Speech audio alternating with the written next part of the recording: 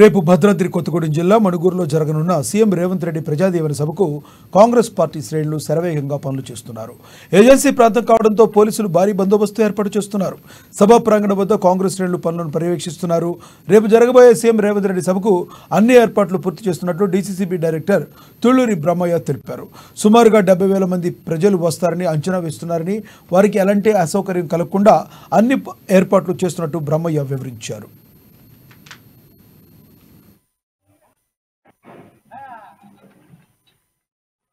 Congress party ఆధ్వర్యంలో ప్రధానంగా మరి రాష్ట్ర రెవెన్యూ హౌసింగ్ ఐఎన్పిఆర్ శాఖ మంత్రులు పొంగులేటి శ్రీనివాస్ రెడ్డి గారి యొక్క ఆధ్వర్యంలో మరి ఈ ప్రజాదీవెన సభ రేపు జరగబోతా ఉంది.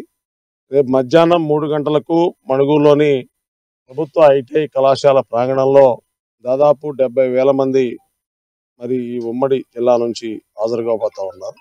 ఆ సందర్భంగా ప్రధానంగా శాసనసభ ఎన్నికలకు ముందు కాంగ్రెస్ పార్టీ ఏదైతే 6 గ్యారంటీలు ఇచ్చిందో అందులో ఇప్పటికే 4 గ్యారంటీలు అమలవుతా ఉన్నాయి.